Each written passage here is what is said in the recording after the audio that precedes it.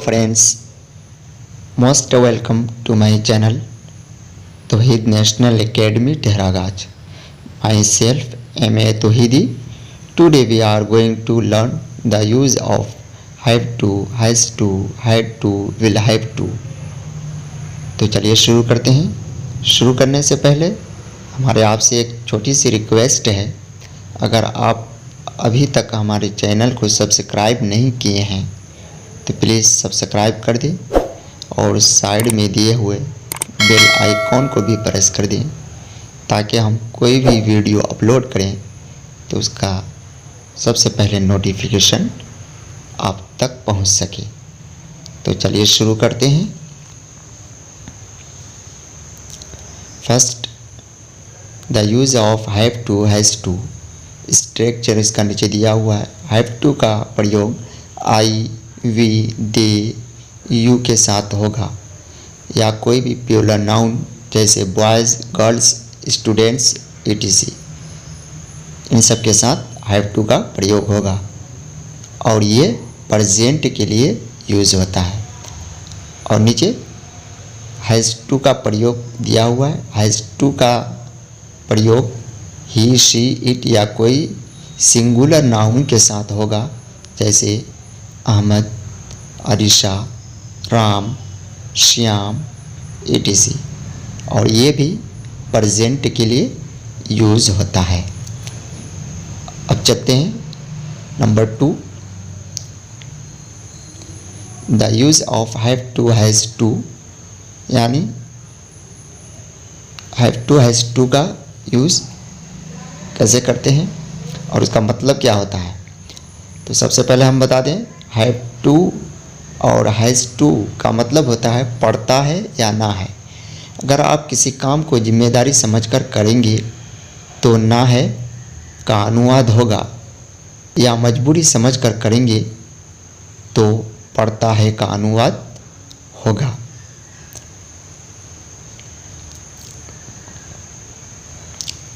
अब चलते हैं अगला नंबर 3,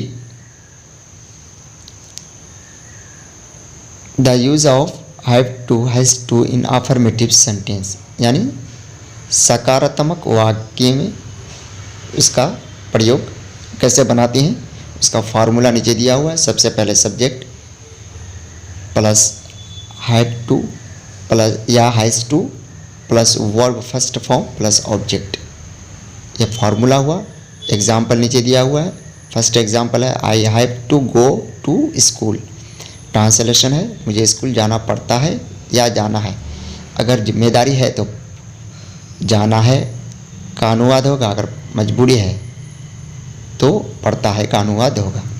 दूसरा example, he has to come here.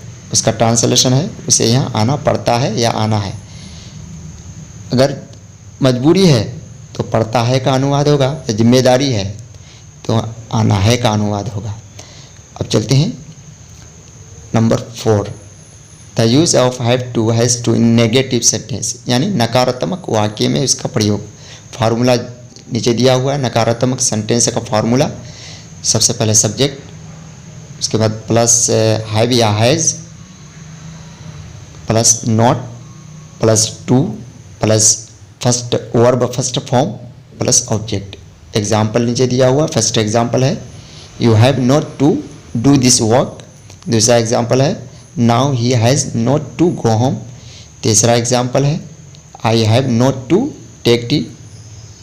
और चौथा एग्जाम्पल है we have not to get into the habit of sleeping. तो यानी नेगेटिव सेंटेंस के लिए हैव और हैज़ के बाद नॉट का प्रयोग किया जाएगा, उसके बाद टू का प्रयोग किया जाएगा। एग्जाम्पल को ध्यान से देखिए, बिल्कुल आसानी से समझ में आ जाएगा।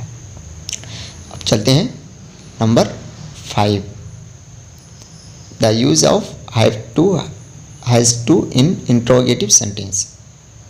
इंट्रोगेटिव सेंटेंस 2 तरह के होते हैं, वो हम आगे बताएंगे। पहले देखिए इंट्रोगेटिव सेंटेंस से वो जो WH क्वेश्चन वर्ड से शुरू हो उसका फार्मूला नीचे दिया हुआ है। सबसे पहले एज क्वेश्चन वर्ड प्लस हैव या has plus subject plus to plus verb first form plus object.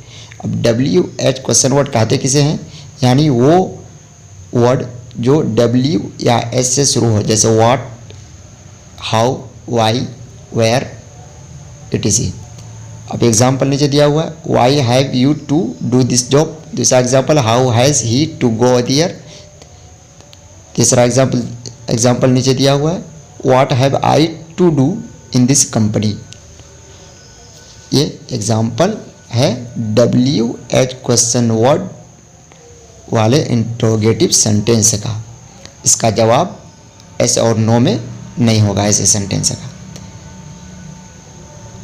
और number 6, have to has to का प्रयोग इन इंट्रोगेटिव सेंटेंस, वो जो क्या से शुरू हो जिसका जवाब एस और नो से हो। स्ट्रक्चर नीचे दिया हुआ है, अगर प्रश्न वाक्य क्या शब्द से शुरू हो यानी हिंदी में, तो उसका जवाब यस या नो में अगर दिया जाए तो ऐसे सेंटेंस हेल्पिंग वर्ब हैव या हैज़ से शुरू होगा।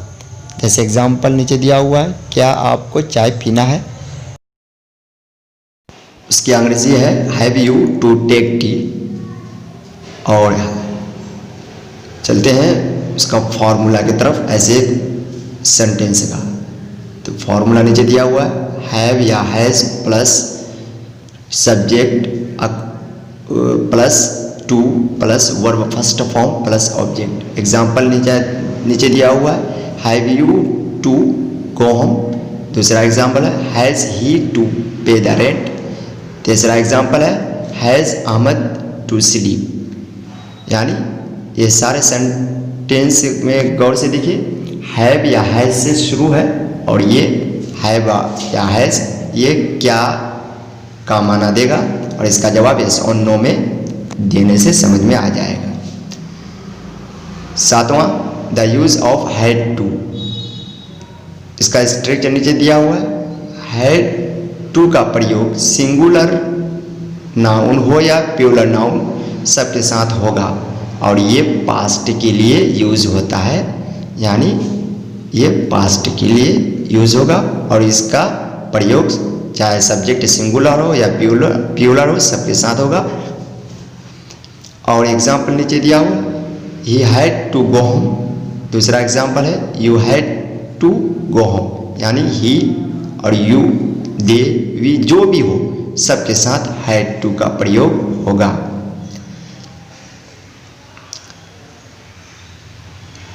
अब चलते हैं नंबर 8 के तरफ। The had to. Had to का मतलब होता है पढ़ता था या ना था। सेम इसी तरह से जिस तरह से हैज़ टू और हैव टू का प्रयोग हुआ है, सेम इसी तरह हैड टू का भी प्रयोग होगा। सिर्फ इसमें फ़र्क ये है कि ये पास्ट के लिए यूज़ होता है। अब देखिए, हैड टू का मतलब होता है पढ़ता था या ना था। अगर आप किसी काम को जिम्मेदारी समझकर करेंगे तो ना था का अनुवाद होगा, या मजबूरी समझकर किसी काम को आप कर देंगे तो पढ़ता था का अनुवाद होगा। जैसे मुझे स्कूल जाना पड़ता था, जाने का मन तो नहीं था मगर जाना पड़ता था, या मुझे स्कूल जाना था, ये मेरी जिम्मेदारी है। ऐसे ना था का अनुवाद हो तो जिम्मेदारी है। अब चलते हैं number 9, the use of had to in affirmative sentence. Affirmative sentence यानी सकारात्मक वाक्य, उसका यूज। सबसे पहले फॉर्मूला देख लीजिए, subject plus had to plus verb first form plus object. Example नीचे दिया हुआ है।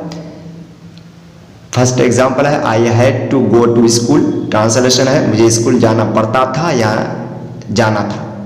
अगर जाने का मन नहीं है मगर जाना पड़ता था, अगर मजबूरी समझेंगे तो पड़ता था का अनुवाद होगा। अगर जिम्मेदारी समझकर स्कूल जाएंगे तो जाना था, यानी ना था का यहाँ अनुवाद होगा। दूसरा example, he had to come here. उसका ट्रांसलेशन है, उसे यहाँ आना पड़ता था या आना था। मजबूरी समझेंगे तो पड़ता था या जिम्मेदारी समझेंगे तो अनाथा का अनुवाद होगा। अब चलते हैं number 10th,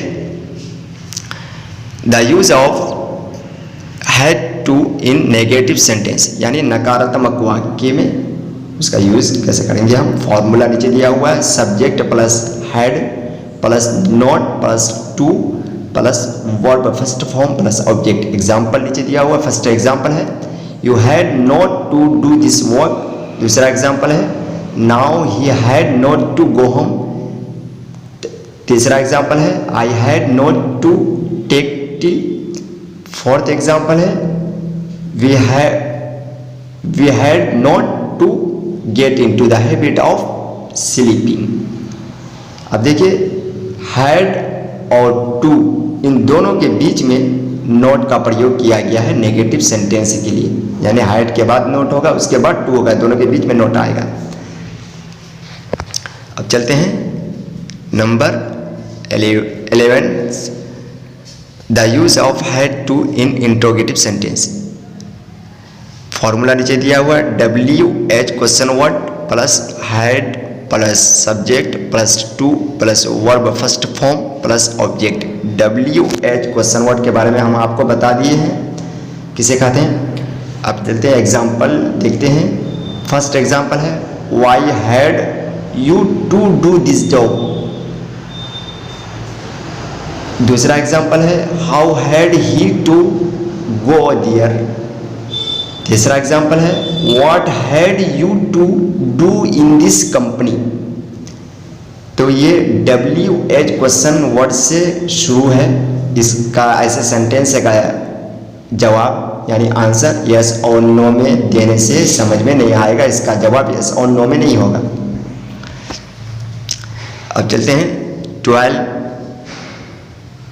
number 12, the use of had to in interrogative sentence, यानी इंट्रोगेटिव सेंटेंस वो वाला जो क्या से शुरू हो। उसका स्ट्रक्चर नीचे दिया हुआ, अगर प्रश्न वाक्य क्या शब्द से शुरू हो और उसका जवाब यस यानी हाँ, नो यानी ना में दिया जाए तो ऐसे सेंटेंस हेल्पिंग वर्ब हैड से शुरू होगा। जैसे क्या आपको चाय पीना था, इसका जवाब यस और नो में देंगे तो अगला बंदा समझ जाएगा, हाँ पीना था तो यस, नहीं था तो नो। उसका अंग्रेजी नीचे दिया हुआ है had you to take tea. तो यह हैड से शुरू है, यह हैड यहाँ व्हाट का काम करेगा यानी क्या। अब चलते हैं अगला number 13, the use of had to in sentence,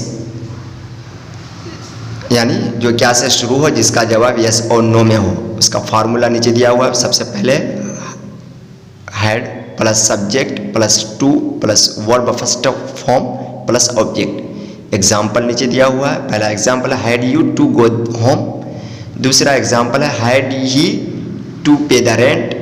तीसरा एग्जाम्पल है had Ahmad to play, sorry had Ahmad to sleep. ये सारे हैड से शुरू है, यहाँ हैड क्या का काम करता है और इसका जवाब ऐसे सेंटेंस का यस और नो में देने से समझ में आ जाता है।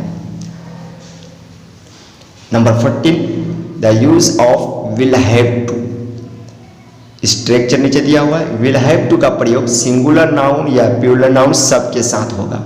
सब्जेक्ट सिंगुलर हो या प्लूरल हो, सबके साथ विल हैव टू का प्रयोग होगा और ये फ्यूचर के लिए होता है। एग्जाम्पल नीचे दिया है he will have to go home. दूसरा एग्जाम्पल है you will have to go home. अब देखिए the use of will have to. Will have to का मतलब होता है पड़ेगा या ना होगा।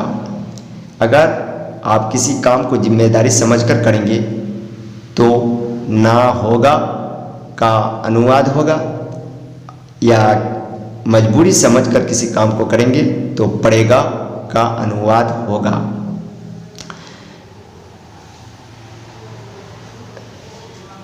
अब number 16, the use of will have to, उसका फॉर्मूला नीचे दिया हुआ है, subject plus will have to plus verb first form plus object. Example नीचे दिया हुआ है, you will have to come here, उसका ट्रांसलेशन है आपको यहाँ आना होगा या आना पड़ेगा। अगर जिम्मेदारी समझेंगे तो आना होगा, अगर मजबूरी समझेंगे तो आना पड़ेगा का अनुवाद होगा। और दूसरा एग्जाम्पल भी बिल्कुल इसी तरह से। अब number 17, negative sentence. Will have to का नेगेटिव सेंटेंस कैसे बनाएंगे, उसका फार्मूला नीचे दिया हुआ है। सबसे पहले subject plus will plus not plus have plus to plus verb first form plus object. Example नीचे दिया हुआ है, he will not have to do this work. दूसरा एग्जाम्पल है, you will not have to tell a lie. और तीसरा example नीचे दिया हुआ है, you will not have to work hard.